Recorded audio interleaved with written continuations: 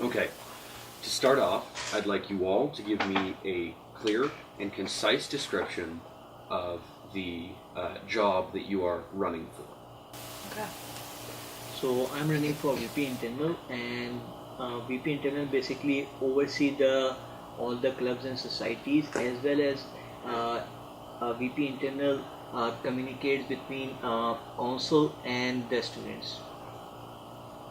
Okay, so I'm running for the VP of Operations and Finance, and basically this role requires I'm going to be overlooking the management of feds, in addition to all the different businesses of feds in the SLC, Bomber, all those ones, and in addition to that as well, the financing, so all the budgets of all the different departments, putting them together, and yeah, that's basically the summary of the role responsibilities. So the VP Education covers most discussions of the universities on educational matters, so regular academics, and then also co-op, and then it also lobbies at the municipal, provincial, and federal level. Running for president, simple and sweet, oversees the vision and the drive of the organization, and takes on special projects. Thanks. Alright, so this question's for Ragda. You say the architecture campus students pay a smaller feds fee and that the fee should be the same for students across UW campuses. Why do you believe that they should pay as much when they're unable to access the same services? Okay, so I actually don't think they should pay the same price. I realized that I said that in the debate yesterday, that they should all be equal, but that wasn't the intent of behind it, because we actually spoke to some of the architecture students, and they mentioned that issue. Like, they were like, okay, how are you guys gonna help us with the whole us paying the specific fee that we're not really, and we don't really get a lot out of it. Mm-hmm. So I don't think so. I don't think that they should all pay the equal fee, especially if they're like the architecture or the campus in Stratford, because they're not really getting a lot of the services that they should get out of that money that they're paying for feds. But in a way of like how we can maybe decrease or something like that, that's all has to do with budgets, but like maybe subsidizing that fee for them in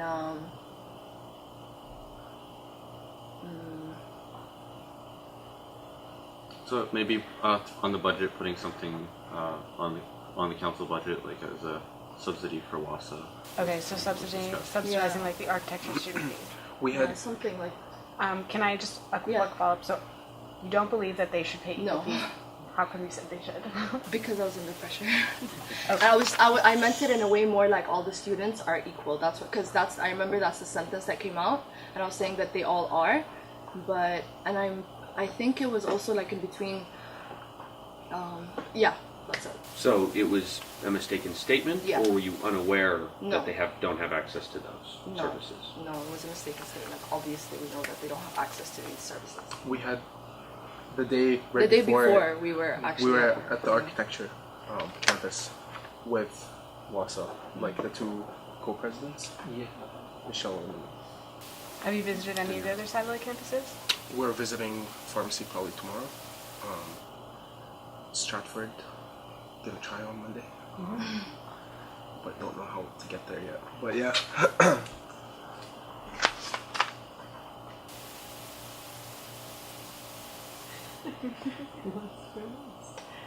Sure, Ragda, you say that you want to improve food at Bomber and International News. I know that some students do not come up to the SLC. What are your plans for food options in other areas across campus? So I think like it's all about the space. If like the university would allow us to open this different stores for food options for these students, if we want it to be run under Fed. So it's all about that regarding like for that specific issue to make it in other buildings. But my platform was more focusing on the fact that I want to improve the quality and service of the things that are already existing, because just the one concept that I have in my head and that like Mike agreed with me on was that if we open another store, it would just be another something like it's going to be a competition to our already existing businesses. So instead of doing that for now, like within this year, we could just work on improving the things that we already have and just raising its quality, and then it'll be more favorable towards students, and maybe that alone would actually bring the students to SLC rather than going to other buildings. How about advocating for? I know that both you and Team Spark were very in favor of improving Fed zone services. However, Team Nova was very in favor of advocating to the university for increased food options. Do you believe that you should at least dedicate some time to advocating the university, or? Of course, yeah. Like I think at the end of the day, it is whatever the students want. So if we see that there's a very high percentage of the students wanting another Fed's business open in a specific building, and we actually get the approval of that, then yeah, of course. What about food services, like in itself? As in like in the SLC, increasing food like options? the administrative food services. So Anywhere like, on campus. Anywhere, yeah. Like brew bakers, for Yeah. example, the lounge in ML. Or Okay. South Campus Hall. Question, what Yeah. are you asking about these services? Do you want to increase advocacy to these as well? See, it's easier to start with Bomber because we're directly Yeah. over control of it. It could be a test subject, and then you could move on to lobbying other parts of the university. So I guess that would better answer your question.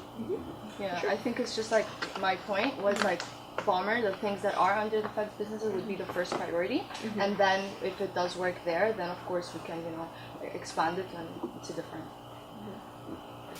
Stefan, your platform advocates for a fall reading week. This, of course, would have to remove days from orientation week and from the pre-exam break. How would you weigh that in comparison to a fall reading week? So that's not necessarily true. If you look at other universities, they can still have full reading weeks, still have their 60 days of classes. One of the options that was looked at, I think, in the debate, and something I've been looking at for quite a while, was Sunday exams. And it's had fairly good approval from most students I've spoken to, and it did fairly well in a survey that I sent out to math, and the engineering survey did okay as well. I know at Laurier they also sent out a similar survey, and they just had a yes or no question on Sunday exams versus a fall reading break, and they got over 50% saying they would prefer seeing a fall reading break and then also having Sunday exams. So, in my opinion, we don't necessarily have to cut orientation week to have a fall reading break happen. Does that answer your question? Yes. I have a bit of a follow-up. What if it came down to that, though? If that's what the university said, if you cut orientation week short, you can have a fall reading break. Where do you see that? So I've been an orientation leader for 5 years, and I do love orientation week quite a bit. I would work with the FOC teams and with Becky in particular, to see what would happen if that were to be cut and see how it would affect orientation week. And also, really, I think the main key for that would be to ask students, what do you think is most important here? Do you want to see a 2-day break, and how versus orientation week? And to me, that's the main key with it. We need a little bit more consultation, and that's something I'm really interested in working on in March, April, and May. As a follow-up to that, Sunday exams would obviously mean increased religious accommodation for people who do wish to take the Sunday off due to religious reasons. Have you looked into that at all? So that's something I actually asked the counselor from St. Jerome's, because that would be one area that I thought would be affected, and they were actually reasonably in favor of still having Sunday exams. Right now, there's quite a few religious accommodations with Friday and Saturday, so I think it does add a few more, but it's something we can handle, and you'll probably only have an exam for 2.5 hours that day, hopefully. And my platform does also consider better exam relief procedures, but if you have one exam, you would be able to attend any religious events, I suppose, during the rest of the Sunday. Mo, Your platform calls for specific or separate entrances for student services for any students looking for services who don't necessarily want to go through their main entrance, encounter volunteers, feel uncomfortable about that. Is that physically possible given the locations of those services in the SLC? Yes, they are. We went to the offices, and yeah, I think they are. Another thing we looked into is basically having those services outside the offices, maybe. But yeah, I believe they are. What do you mean by having those services outside the office? So the peer-to-peer, so having a separate room where the peer-to-peer counselors could just stay there. So not necessarily. Not necessarily within the GLOW or the Women's Center offices. So like a second office space? Yeah, a second office space for peer-to-peer counseling. Do you think that's achievable with the current crush for space on campus? Interesting question. Right now, no, but in the long term, possibly. So in the long term being the year that you would be president? Possibly not. See, because we've been talking about this new student building for a while, since 2010. So, yeah, no. So no, it would not be possible. If a new student building or if space does free up, then we could do it. Otherwise, it is physically possible to change the office, like renovate the offices that are currently there, to accommodate that separate entrance for the peer-to-peer counseling. I have a question for Salim. So a big part of your platform is this de-stress room. It was discussed a lot at the debate yesterday. And you did say there was a bit of confusion over mental wellness or mental health and mental illness. This question is mostly based off a clarification you posted on Facebook. So you said the de-stress room would be for the average student needing to de-stress. And then you also added that Team Green plans on consulting with health services to see the options of implementing counseling services. What does that mean exactly? Basically, I was clarifying that mental health and mental illness is two different things. Mental illness is something that doesn't comes under the federation. Like, we are not equipped with doctors and health services. So what as a VP internal of a federation, what we can do, we can provide them with a de-stressing room. Yeah, okay, I understand the concept of the de-stressing room, but you said on this Facebook post that you plan on consulting with health services to see the options of implementing counseling services. What does that mean? For mental health, we can provide them with a consensus with a health services. We can provide them with a counseling service in SLC or somewhere else in order to make it much better than this way. So are you saying you'd wish feds to start hiring mental health counselors for students? Actually, basically, I think that is what we're trying to say, like in the long run, because this is something that it's a very, very important issue that everyone's been focusing on it a lot this year. And with everybody knows that every faculty offers counseling services, but for it's not really being used effectively or whatever the case may be. We were bringing it in from a point, like when we were talking about our platform, the whole de-stressing thing, it had nothing got to do with the mental illnesses. we're not targeting, we're not saying that people who are facing depression or things like that, oh, this meditation room will help you, or oh, this, no. It was more for students that are facing stress on a day-to-day basis, that we all are with classes, something like that. As a meditation room, for example. It's not even, this is something that we want to ask the students about, and meditation room was one of the things that came up. Another thing was a puppy room that we saw in UBC, and it was really, really favorable by everyone. Even here, one of the popular. Last semester, there was an hour-and-a-half waiting line Yeah. to pet the puppies. So so basically, that was just the idea behind it. It wasn't anything related to students who need actual professional counseling, because that's not under feds. But because it was raised as a big issue, what we thought of in a way was, okay, we can consult health services, see what are the options, but we still don't know what the options are. If it is possible to integrate counseling services into feds, then if that is actually possible and achievable within the year, then yeah, we would look into maybe doing that. But basically it's just after we consult health services and just know what the options are, because we still don't know what the options are, then after that we'd be able to give like specific options to the students, maybe for them to decide what they want as well. So it's just something along these lines. What would be the advantage of putting counseling services within feds?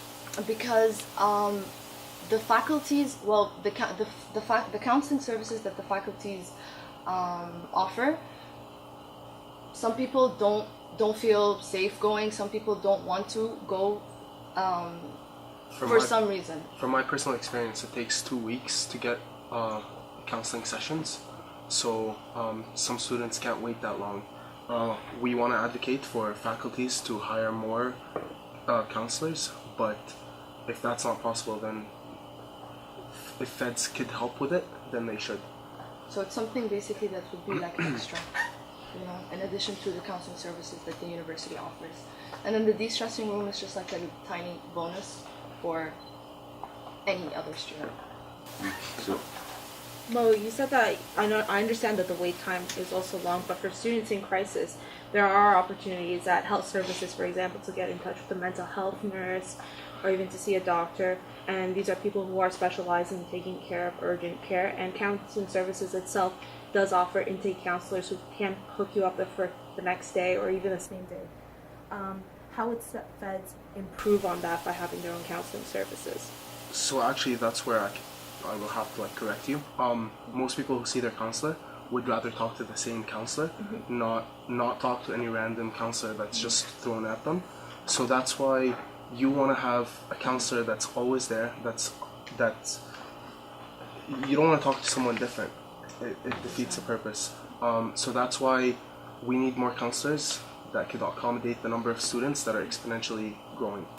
how would feds be in any way able to do that better than the existing structures? Not necessarily better. I think maybe just it's an addition. You know what I mean? Like if there are 10 counselors and then feds adds another 5, that's just more.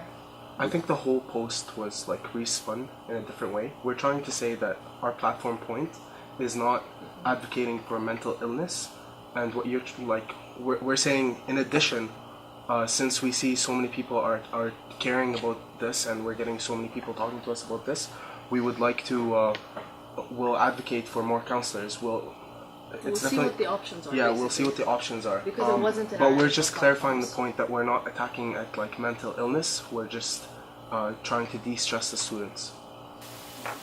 So I'll ask a question based on that. You seem very passionate about the whole mental illness issue, and then yesterday at the debate you also seemed very passionate about the food bank and stuff like that. But then you also had the quote,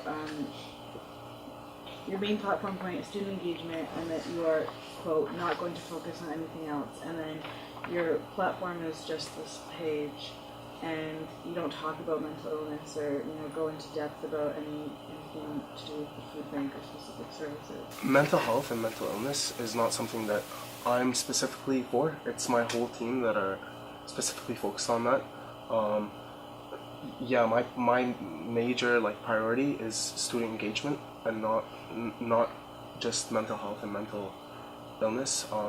But the platforms are basically building up on each other. That's how we decided. There's a lot of things that are in both of our platforms it actually requires the VP internal and the VP operation and finance.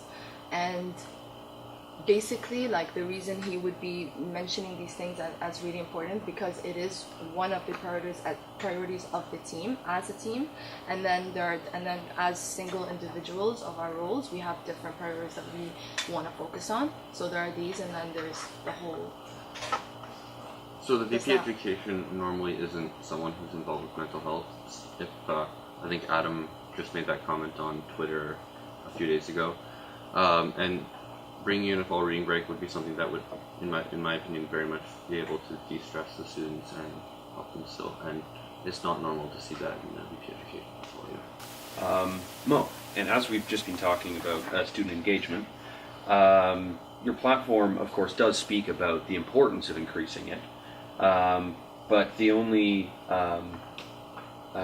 change you advocate directly is for more meet and greets. How does this differ from the current Fed system? It's not, well, maybe my platform doesn't encompass everything that I'm thinking. I do want to keep it short and simple, but basically, to get student engagement, it goes way beyond meet and greet. It goes to Feds being actually relevant to what the students do.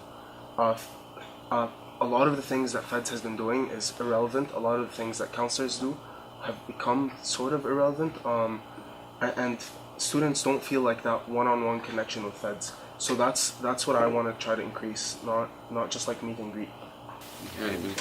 How would you plan to do that? Well, it's kind of like two phases. One, a lot of students don't realize that Feds exists, so and that's a truthful opinion. If you maybe when you talk to students, maybe 50% of the students who will tell you, yeah, we know Feds kind of exist, but don't even know what Feds does. So the first step is actually advocating for students to understand what Feds does, what they can do, what they can't do. The second step is to actually consult with the students what they want, like the events, what kind of things would they like to see out of Feds, out of their money, and focus on that. So by making Feds more relevant to the students, there are great examples that show you that that students are willing to be engaged with Feds, but as long as it's relevant. They don't want to show up to general meetings where it's like 3 hours of counselors talking to each other, and it's very formal, very dry, hard to understand for the average student. They want more like informal consultation. They want the execs to go out and talk to them. They want their counselors to go out and talk to them. A lot of the counselors you talk to, not that I bash them, they do great work, and it's hard to be a counselor. A lot of the counselors you talk to have not even taken the time to talk to people in their faculty and represent that in their general meetings. So I mean, I want to make informal consultation sessions, informal general meetings for the students to actually be able to understand what is going on inside Feds. Yeah.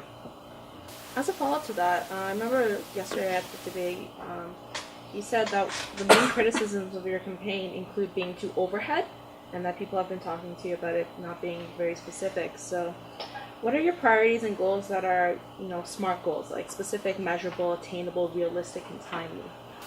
Okay, well, like, the president's portfolio has a lot of things that he has to attend to every day, and he can, unfortunately, if he wants to be successful at his job, he can only realistically take like one goal for his whole like 1 year term, right? And that one goal, like, other than attending to all the things that a president's portfolio has, sitting on Senate, board of directors, general meetings, other than that, I just want, like, my main point, if I get elected, is to get student involvement. Okay, to go back a bit. Yep. You said, so you were saying that you need to get students engaged first to have them know what Feds is. Yep. So if students currently don't know what Feds is under the current exec, what are you going to do differently? Okay. Well, interesting point. So, just like I talked about, informal meetings. Students do not care about going to formal general meetings. I want to actually like put a board in the middle of like an SLC where students can just write their ideas, what they want, maybe in specifics. Yeah. It's kind of a tough one, but yeah. How will you get students to come to the informal meeting? Okay. Sorry. Like, I think it would be through like online communication just to get the word out. So that goes back to the whole marketing, just to try. But if students don't know what Feds is Yeah. or what they do, how will you engage them online? Well, they don't really need to know exactly what's going on behind the curtain, but so if you have events that are students want to see, like, want to have fun, students want to have fun, students want to go to events that benefit them. If you look at like Western and all the universities where students are happy to be in that university, they have a lot of events that are run by student unions that really capture a lot of students. So basically, get more events, bigger events, celebrate talent. There's a huge pool of talent in our university, and if we could celebrate that, I feel like we could get closer to the students. Yeah. How celebrate talent? How? For example, SLC is ours, right? We could outside the bomber area, we could have graffiti painters paint the outside of, like, the outside wall of just like SLC. We could have a dance off. We could have a hackathon, Waterloo hackathon. There's a variety of talent that exists in our university, and if you could bring that together, students, and plus, when students go to an event, they expect to get something out of it. A lot of people are. At the very least, food. Honestly speaking, food, prizes, things like that. And where within the Fed's current budget will you find room to expand the amount of events and size of events? Well, a big event, that's something that I'll have to talk to with VPOF, but smaller events, you could have cover, you could have, I mean, it doesn't have to be necessarily things that, like, even prizes for who can draw, like, the best painting, for example. I don't know. Everyone that enters has to pay like $5, and then the winner grabs everything out. But yeah. Okay. Salim, a question for you. Megan was wondering about the puppy room. And Well, first, yeah. before that, Yeah, we're gonna. do All right. So I watched the debate for the services debate, and the off-campus community felt that you thought that they were actually part of off-campus housing. What can you clear up what you think the service does and their answer to that? So basically, off-campus, the purpose of off-campus community is don't have to be they have a dorm as we have on campus, but they are helping students in settling in, like, for their managing their studies, helping them towards their landlord's issue and others issue. So basically, it is I really appreciate the services they are providing. Okay, so I think we just have one last question. Salim, you mentioned a lot in the debates in your platform about proposed puppy room. So what are you going to do to appeal to the cat people on campus? So As a cat person, I'm asking this question. So We can puppy room have exactly cats doesn't and mean, rabbits. puppy room exactly doesn't mean that that there should be a puppies. There can be a cat too. So Cats too. Okay, yeah. so there's a possibility to open it to the feline culture. Yes. We'll get one cat just for you. Just for that. I mean, there's a lot of cat people Yeah. around here, so let's not forget about that. What kind of cat do you prefer? I prefer any kind of cat. Like Persian? So yeah, look for any cat. Any That'll cat. work. Right. Fat ones. Go to the main site. Can you give me an any cat? That'll... I'll have to change our platform. The cat room. We can name it Megan's cat room. Yes. I mean, I would appreciate that. Like this giant controversy on campus, like cat people against puppy people. Man, that would be so Yeah. much mileage for editorial cartoons. It You would. could even charge cover for that. What about the goose room? Oh no. Oh no. Go the only outside, way that that's would be all a you good need thing to is do. if we could get all the geese from on campus Into that one room. so that we would just Somebody See wants them to on visit, campus. they can go. Make a zoo. Very dangerous. I know They some are people who do dangerous love room. the geese, and So We all love the geese, but I just hate when they're mating and they want to attack you.